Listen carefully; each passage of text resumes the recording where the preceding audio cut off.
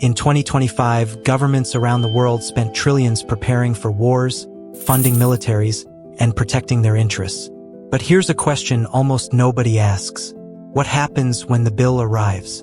Not next year. Not after the election. Not after the victory parade. Years later, because history reveals a strange pattern. The most powerful empires on Earth didn't collapse when they were weak. They collapsed when they looked unstoppable. Rome looked unstoppable. Spain looked unstoppable. Britain looked unstoppable. And that's exactly what made them dangerous. Not to their enemies, to themselves.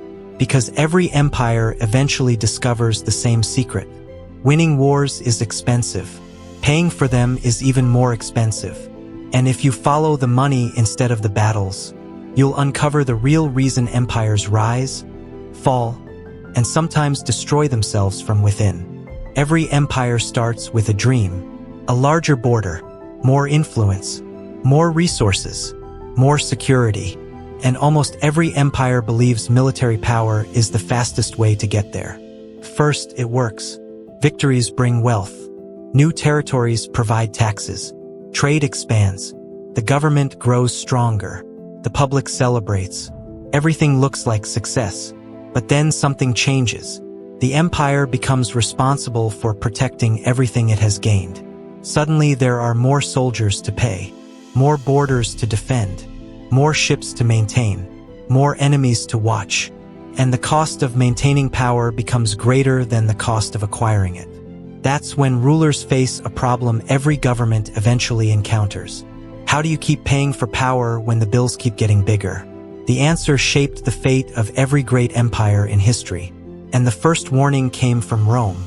At its peak, the Roman Empire controlled millions of people across 3 continents. Its armies were feared.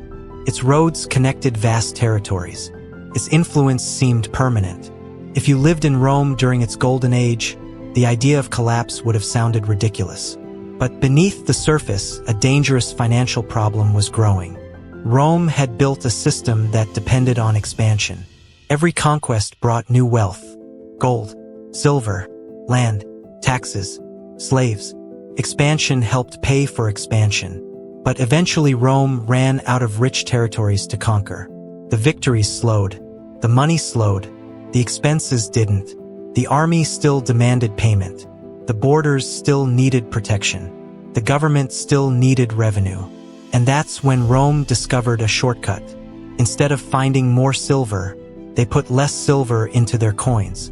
The coins looked almost identical. The emperor's image remained. The official value remained. But the real value was quietly shrinking. For a while, nobody noticed. The government could create more coins and keep spending. Problem solved. At least that's what they thought. Then prices started rising. Merchants demanded more money. Soldiers demanded higher wages. Trust began to weaken. And the government responded the only way it knew how. By creating even more currency. The cycle repeated. Again, and again, and again. Rome didn't fall because of one bad decision. It fell because temporary solutions became permanent habits. But Rome's mistake was small compared to what happened next. Because the next empire had something Rome never possessed. An ocean of silver.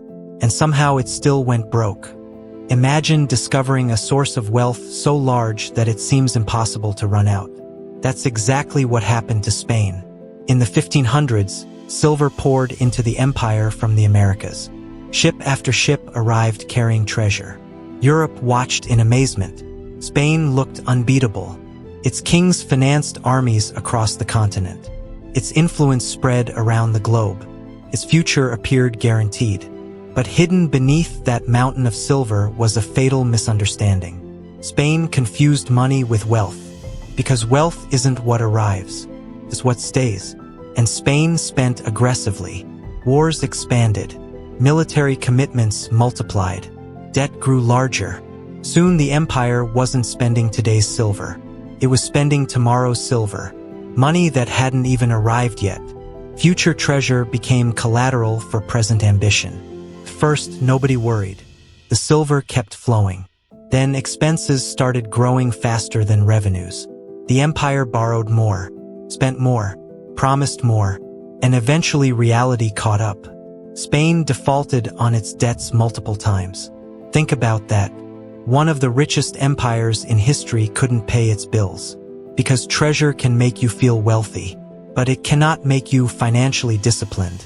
And while Spain struggled with silver, another nation was building something far more powerful. Something that would change the history of war forever. Trust. Britain understood something previous empires didn't. You don't need mountains of silver if people trust you. Instead of relying on treasure fleets, Britain built financial credibility. Investors believed the government would honor its obligations. That belief changed everything. Because trust created access to money, lots of money, suddenly Britain could borrow enormous sums, far beyond what it possessed at any given moment. That allowed it to fund navies, support allies, supply armies, and fight wars for years longer than many rivals. In a strange way, Britain discovered how to weaponize confidence.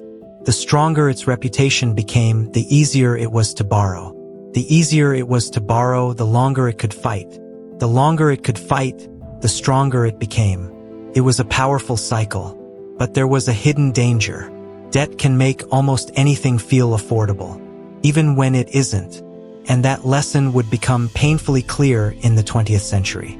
Because the world was about to experience wars unlike anything before. World War I changed everything. Previous wars had been expensive. This war was industrial. Entire economies became military machines. Governments borrowed on a massive scale. Currencies weakened. National debts exploded. Millions died. But when the fighting stopped, the financial damage remained. The debts didn't disappear. The obligations didn't disappear. The consequences didn't disappear.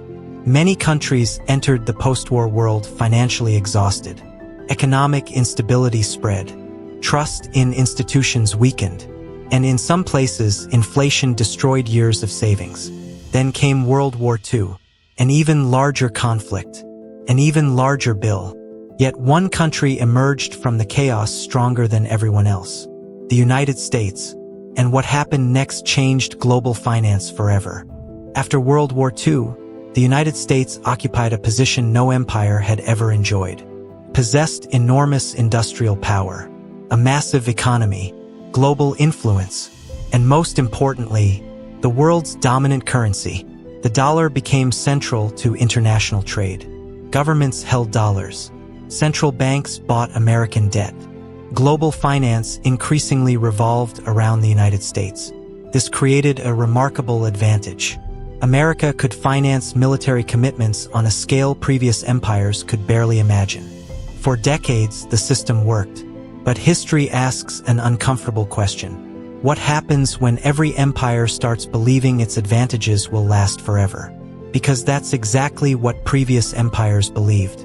Rome thought its power was permanent. Spain thought silver would keep flowing. Britain believed its financial dominance would endure indefinitely. History had other plans. And that's why the modern world should pay attention. Not because history repeats perfectly, but because human behavior rarely changes. Different centuries, different currencies, different technologies, same pattern. Rome weakened its money. Spain spent future wealth. Britain expanded debt. Modern governments issue enormous amounts of debt while hoping future growth will solve today's problems. Different tools, same objective. Keep the system moving. Delay the bill. Push the cost into the future. And for a while it works. That's the dangerous part. The strategy usually works long enough to convince people it's sustainable. Until it isn't. Lesson 1. War is never free. If people don't pay today, they usually pay tomorrow through debt, inflation, or taxes. Lesson 2. Financial innovation can delay consequences, cannot eliminate them. Lesson 3. The strongest empires often look invincible right before financial stress becomes visible. That's why warning signs are so easy to ignore. And that's why history keeps surprising people. So how do empires go broke paying for war? Not all at once. Not in a dramatic moment. And usually not on a battlefield. They go broke slowly. Through borrowing. Through promises. through delayed consequences, through the belief that future prosperity will somehow cover today's expenses. Rome learned it, Spain learned it, Britain learned it, the 20th century learned it. And the question now is whether modern nations will learn it too. Because history's most dangerous lesson isn't that empires fall. It's that every empire believes the rules no longer apply to them, until they do. And eventually, the bill comes due. If you enjoyed this video, subscribe and join us for more stories where money, power, and history collide. Because the biggest battles in history weren't fought with swords, guns, or tanks. They were fought with money.